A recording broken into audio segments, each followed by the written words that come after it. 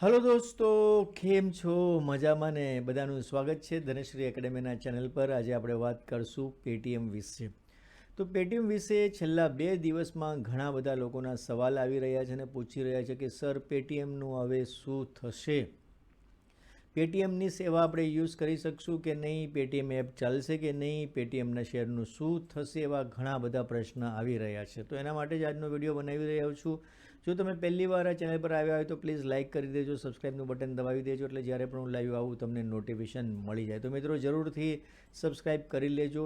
હવે Paytm bank અલગ છે અને પેટીએમનું એપ અલગ છે, આપણે સમજવાની જરૂર છે. બંને કંપની એક છે પણ એ બંને અલગ અલગ વસ્તુ છે, એ સમજવાની જરૂર છે.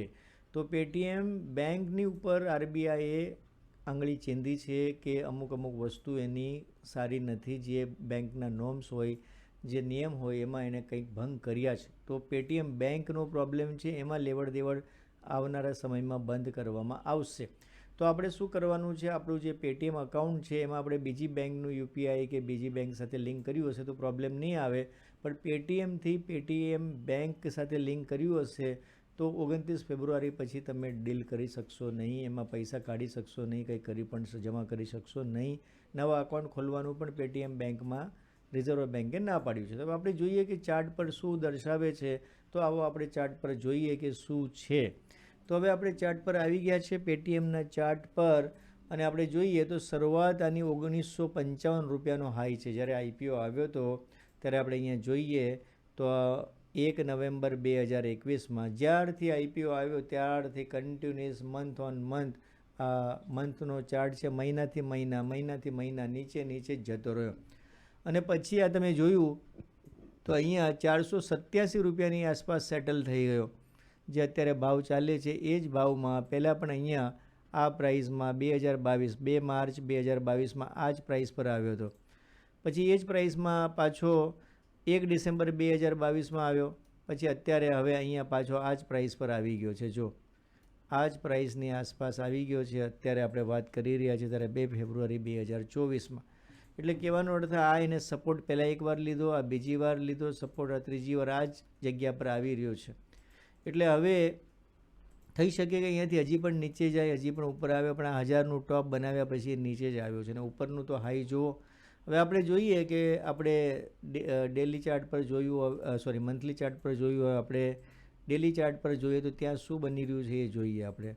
તો આ જુઓ, આપણે ડેલી ચાર્ટ પર પહેલાં આપણે મહિનાનો ચાર્ટ જોયો, આ ડેલી ચાર્ટમાં આવ્યા જુઓ તો ત્યાં પણ જો જ્યારથી આઈપીઓ આવ્યો ત્યારથી એ નીચે જ છે, કન્ટિન્યુઅસલી નીચે જ છે. પછી આ જો સપોર્ટ લીધો એણે, 2 વાર અહીંયા સપોર્ટ લીધો, તમે આ ડેલી ચાર્ટમાં જોઈ રહ્યા છો. તો ફંડામેન્ટલ તો એવું કંઈ એમાં સ્ટ્રોંગ દેખાતું નથી. અને જ્યારે મને યાદ છે ત્યાં સુધી કે આ પેટીએમનો જ્યારે આઈપીઓ આવ્યો હતો ત્યારે સૌથી મોટો આઈપીઓ, એટલે 10,000 કરોડની આસપાસનો આઈપીઓ હતો.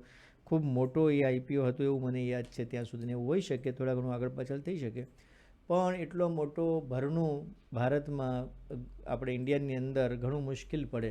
છતાં એનું ભરાઈ ગયું. વર્લ્ડના ફોરેનમાંથી પણ એને ઘણા એન્કર ઇન્વેસ્ટરો પણ વિદેશમાંથી લાવ્યા હતા, એને પણ ઇન્વેસ્ટ કર્યું હતું એન્કર ઇન્વેસ્ટર. એટલે ઘણી બધી વસ્તુ કરી હતી. પણ ધીરે ધીરે અમુક લોકો એમાંથી છૂટા થઈ ગયા, શેર વેચી કાઢ્યા એન્કર ઇન્વેસ્ટરને, ઘણી બધી કંપનીઓ એ રીતે. અત્યારે લાસ્ટમાં તો પ્રમોટરે પણ થોડો માલ એનો વેચેલો. અને આ જોવા ઓફર ફોર સેલમાં જ અહીંયા શરૂઆતમાં માલ વેચેલો ને ત્યાંથી જોવા કેટલો નીચે આવી ગયો. તો હવે આપણે અહીંયા 487.20 પૈસાના લેવલ પર આજે બંધ આવ્યો, 487.20 પૈસાના લેવલ પર આજે બંધ આવ્યો છે 2 ફેબ્રુઆરી 2024. તો હવે શું કરવું? તો સૌથી પહેલાં તો આનું ફંડામેન્ટલ ટેકનિકલી બહુ ખરાબ દેખાઈ રહ્યું છે, તો અહીંયાથી નીકળી જવું સારું. આગળ વધતા પહેલાં એક ડિસ્ક્લેમર આપી દઉં કે અહીંયા જે પણ વાતો કરી રહ્યા છે ફક્ત એજ્યુકેશન પર્પઝ માટે વાતો કરી રહ્યા છે. અહીંયા કોઈ પણ બાય સેલ હોલ્ડની સલાહ આપતા નથી. પોતાનું ટ્રેડ લેતા પહેલાં પોતાના વિત્તીય સલાહકારને સલાહ મશવરા જરૂર કરજો અને પછી આગળ વધજો. આ ફક્ત એજ્યુકેશન પર્પઝ માટે જ છે. તો આપણે અહીંયા જોયું તો આનું ફંડામેન્ટલ પણ એટલું સારું નથી, કંપનીમાં એટલું કંઈ ખાસ દેખાતું નથી. ટેકનિકલી પણ આ જુઓ તો જ્યારથી આઈપીઓ આવ્યો, લિસ્ટ થયો ત્યારથી નીચે જ છે. આ 100 દિવસની મૂવિંગ એવરેજ છે અને નીચે જ કારોબાર કરી રહ્યો હતો અને હવે નીચે જ આવી ગયો છે. તો આ 100 દિવસની મૂવિંગ એવરેજની જ્યાં સુધી ઉપર ન આવે ત્યાં સુધી નવું બાય તો બનતું નથી. અને આનું એક લેવલ બની ગયું છે ઉપર 1000 અને નીચે આ 487-500 રૂપિયાની આસપાસનું લેવલ બન્યું છે. એટલે આ લેવલની વચ્ચે રમ્યા કરે છે. જ્યારથી IPO આવ્યો ત્યારથી આ જ લેવલની વચ્ચે ફર્યા કર્યો. તો આનાથી દૂર રહેવું જોઈએ. મને તો એમ લાગે છે કે આમાંથી બદલીને આપણે બીજા કોઈ સારા શેરની અંદર મૂવ થઈ જવું જોઈએ. આમાં વધારે દિવસ રાખીને કોઈ એવી મોટી અપેક્ષા રાખવી અત્યારે મુશ્કેલ છે.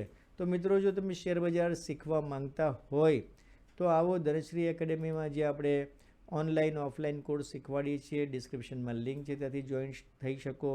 ગૂગલ પ્લે સ્ટોરની અંદર આપણું ધનફ્લો એપ છે, તો ધનફ્લો એપ તમે ડાઉનલોડ કરીને ત્યાંથી પણ તમે કોર્સ શીખી શકશો. તો ધનફ્લો એપ ડાઉનલોડ કરો મિત્રો, અને ત્યાંથી પણ કોર્સ તમે શીખી શકશો. તો ગૂગલ પ્લે સ્ટોરમાં જાઓ, ધનફ્લો એપ ડાઉનલોડ કરો. ત્યાં ફ્રી કોર્સ પણ છે, પેડ કોર્સ પણ મૂકવામાં આવેલા છે. તો ધનફ્લો એપ સર્ચ કરો ગૂગલ પ્લે સ્ટોરમાં અને ત્યાંથી તમે લઈ શકશો. તો આજના માટે મિત્રો એટલું જ. ફરીથી આપણે નવા વિડીયોમાં મળશું. Thank you very much. Dhanashri Academy. Your money, your dreams, our training. Join our courses to learn stock, commodities, derivative market.